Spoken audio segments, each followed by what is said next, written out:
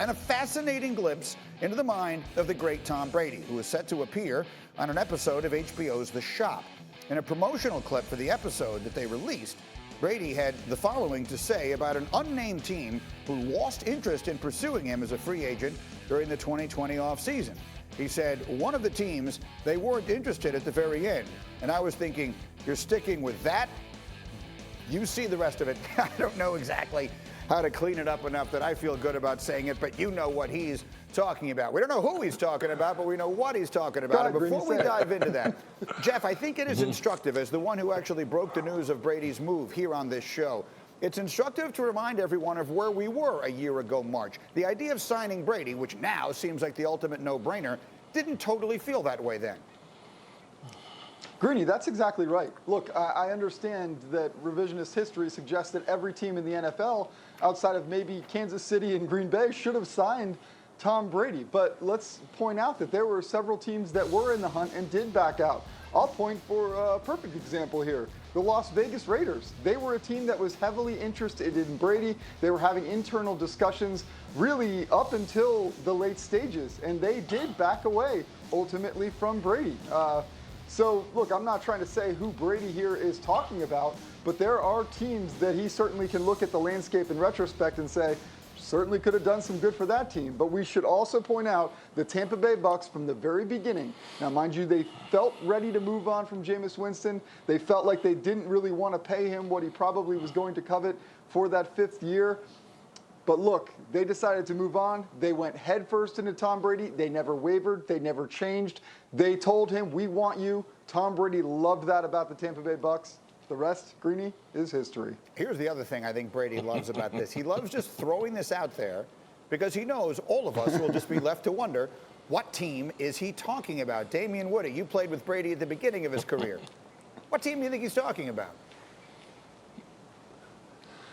Man, listen, it sure sounds like the Las Vegas Raiders, man, but this is the guy I love it, man. This is the Tom that I know, okay? And a lot of this stuff, this Tom has always been this way. He's always been this way, always been the type of guy that'll shoot it to you like that, talking trash.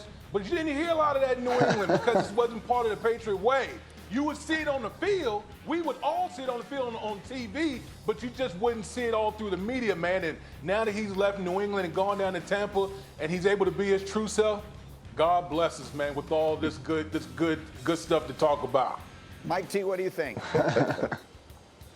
I think that's right. I think Tom Brady is one of these guys. It's not a what you see is what you get guy. He is a cold-blooded killer out there. Now, he has this great polish and veneer publicly, but like D. Wood said, people that are around him, he's the ultimate competitor. And one other interesting aspect, Greeny, is this. Coach Belichick has a lot of superpowers. It was clear both sides were ready to move on from one another. There was a chilling effect in the market last year when you talk to some teams, and I've been there. If you're a GM or a head coach and you go to your owner and say, hey, Bill Belichick doesn't think this guy's good enough, but he'll be really good for us, it's kind of like Warren Buffett. If Warren Buffett's going to sell a stock, what financial player is going to say, hey, I think we should invest in this company, even though Buffett doesn't like him?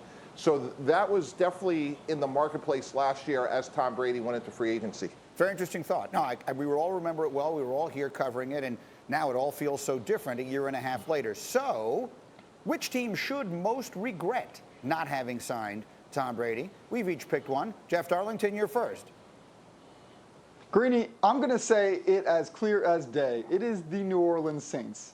And regret might be a strong word because ultimately Drew Brees decided to delay his broadcasting career a year and come back for one more season. The Saints did the right thing by bringing Brees back.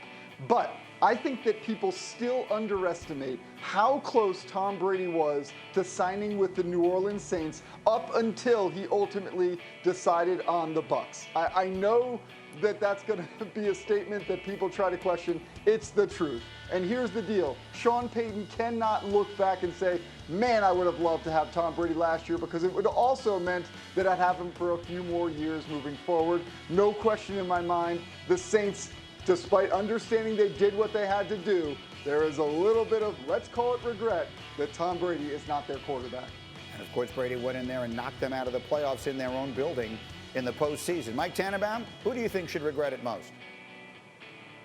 49ers, two reasons. One, if Nick Bosa was healthy and Brady went there, they would have won the Super Bowl, given all that offensive firepower and that defense. And secondly, Greeny, they could have run the same play this offseason. They could have used all their future picks, moved up, and still drafted Trey Lance. So their plan could have been uninterrupted, and if healthy, would have won the Super Bowl with Tom Brady.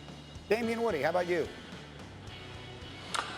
Greeny, how about the Denver Broncos? I mean, the plethora of offensive weapons that the Denver Broncos had, and they still have a championship caliber defense. So, listen, when you talk about the Denver Broncos, all you needed was a maestro to be able to orchestrate that offense.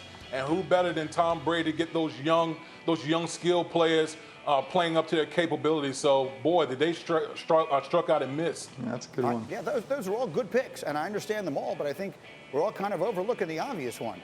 How could it not be the New England Patriots? Now, how do you let that guy go? How do you let him finish his career winning Super Bowl somewhere else? That is it's unimaginable to me. If that's not the dictionary definition of regret, I'm not 100% sure what is. Now, Bill, it's your move. We'll see what they do. Thank you for watching ESPN on YouTube. For live streaming sports and premium content, subscribe to ESPN+.